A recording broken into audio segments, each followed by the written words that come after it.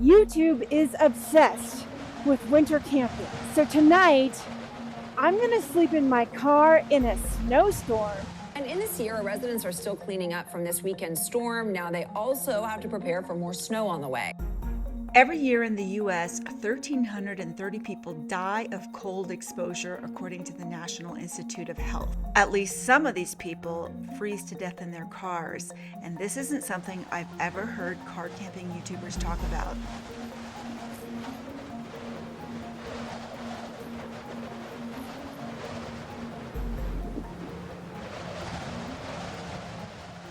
I have no idea why YouTube is so obsessed with camping in a snowstorm videos, but here we go. So I've got the car parked in a safe space, pretty sure. I'm running it to warm it up to give me a head start here. And yeah, I got to finish setting up the reflectix and making the bed and getting cozy. So yeah, here we go. I'm leaving the sunroof open just a crack to keep the ventilation going. Hopefully not too much snow will get in. I'm in a little bit of a sheltered spot, so it should be okay.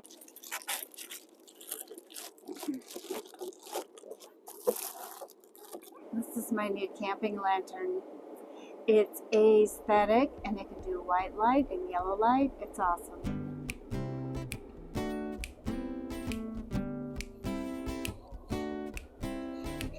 I want you to know that you've got this. Don't let nobody tell you any different. This is your world, and this is your life, so just live it. You deserve to be happy like everyone else. But you gotta tell yourself you've got this. Okay, so I got the car so heated up that I can barely stand it, although I've noticed that as I've turned it off, it's definitely getting cold really quick. I have 3 layers of clothes on. I have 2 layers of pants on. I've got my fussy pillow. I've got my fussy blanket. I've got my beach blanket. I've got my duvet, down cover, covered in fur. So I've got a lot of layers here, and I'm hoping that they're going to be warm enough. I have an extra blanket here, a towel, another hat, and I've got a hat and scarf up front there. So I guess it's time to snuggle up in bed and hope for the best.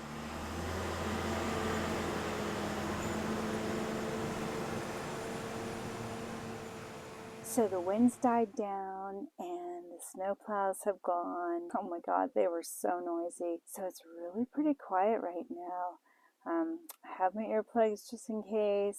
I pretty much waited until late at night to park and do this because I just wanted to stay in warm places for as long as I could. I'm really not looking forward to this. I really don't want to do it if I can complain and be honest for a minute. It's just I hate being cold. But I am thinking about going to Quartzsite this winter. I do need to know how to be comfortable in the car in the winter. But yeah, I have been dreading this. It's all nice now because the car was heated up. I guess I'll just watch some movies or something on my phone. I don't know what else to do. Wish me luck.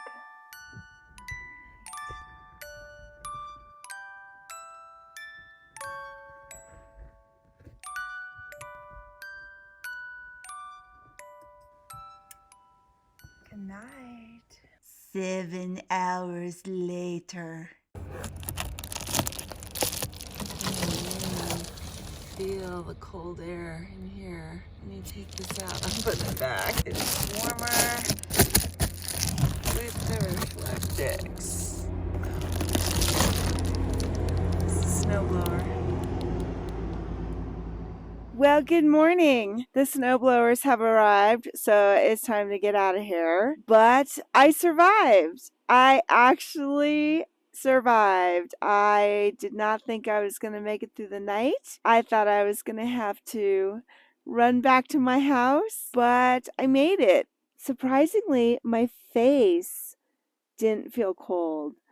I think the core of my body was so warm, and in fact, I had to throw off some blankets in the middle of the night because it was just like too hot. I think I brought them all back later, but there were many adjustments in the night. But I think probably for the past few hours, I slept pretty soundly. I had dreams, and actually, I got a knock on the window, but it was my husband telling me, when am I gonna come in? It snowed a foot at 7:30, so yeah, I confess I slept in my driveway. But I think it's really smart to try things at home before you try them out in the wild, because people freeze to death in their cars. In fact, my hands are getting really cold right now just being out in the open holding this tripod. I learned some things, and I'll tell you more about what I learned when I get into the house, because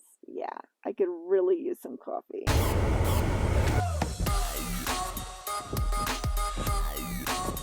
Holy crap.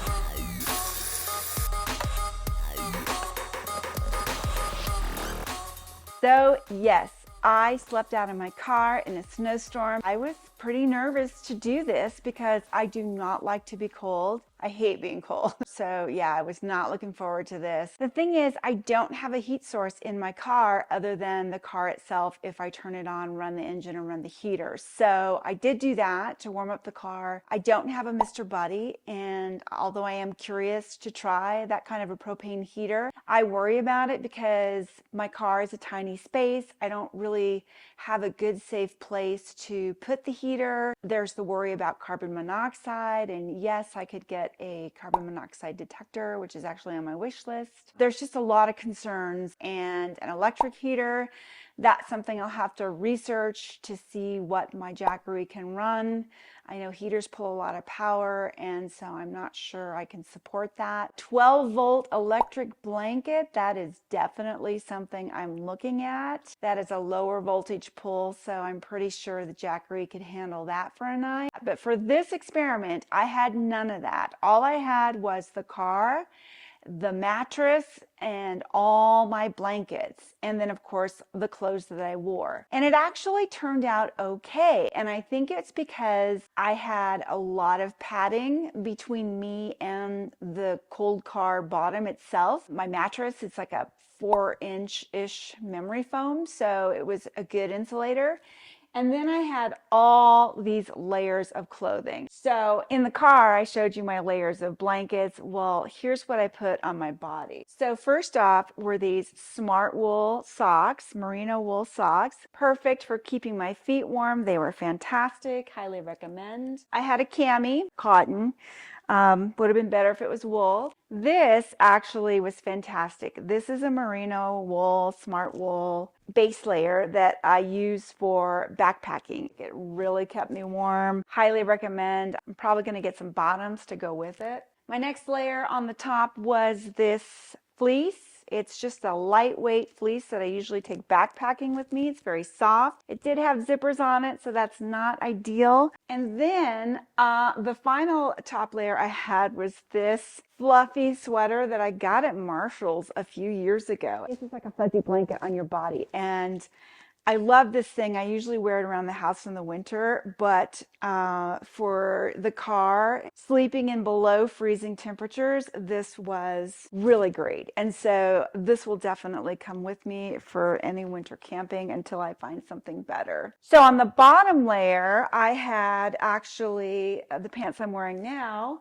These are Orvis fleecy inside leggings that I got at Costco this year. Love these. The only thing is they are made mostly of a fabric called modal, which I had never heard of before. I had to look it up, and apparently it's a cotton substitute. It's soft like cotton, and it comes from beech trees, I believe. And I guess it's more environmentally friendly because it takes less water and resources to create versus cotton. But when it gets wet, it's very slow to dry. Not as slow as cotton, but not as fast as polyester. So, when I was out there in that snowstorm doing my first bit for the video, my legs got wet and it took a long time for them to dry. The key when you're out in the elements is not to get wet or cold in the first place. You have to conserve all the heat you start off with. So I would not typically take these again unless I was not going to leave my car. Wool, when it gets wet, it still keeps you warm. These did not. And then on top of that, this is like these super old fleece pants from the 90s that I bought for a camping layer. So they got a lot of lint on them and I can't get it off. And it fits over my leggings, and so it just makes another warm layer on my legs. So I was pretty comfortable given all these layers, and then given the several layers of blankets. It got down to 25. I know that's not as cold as other people have to put up with, but that's pretty cold for me, and I was pretty comfortable. I did maybe wake up here and there through the night. I mean, it wasn't horrible like when you're backpacking and you're sleeping on the ground and you can't get comfortable and you're waking up every half hour. It wasn't like that. But I did feel like, I woke up a few times in the night because my hip was cold, and then I had to fluff everything and move around, or there was a breeze, like, some blanket had come up and there was a breeze coming through from somewhere. So I had to like readjust everything, but it wasn't bad. It was actually not nearly as bad as I thought it would be. And it's good to know that I can sleep in really cold weather without a heat source, just with all the layers and stuff that I had with me. I did have a spare sleeping bag in the car that I could have whipped out for even more warmth. It's a 30-degree bag, so it's not ideal, and I keep it in one of the pillows, but didn't need to. And in the future I might just go with a 0-degree bag, which would take up a lot less space than all the other blankets. I don't know, but this was a really good test run, and one of the reasons I did it in my driveway is because, if I was gonna fail, I could just run in the house and be totally fine.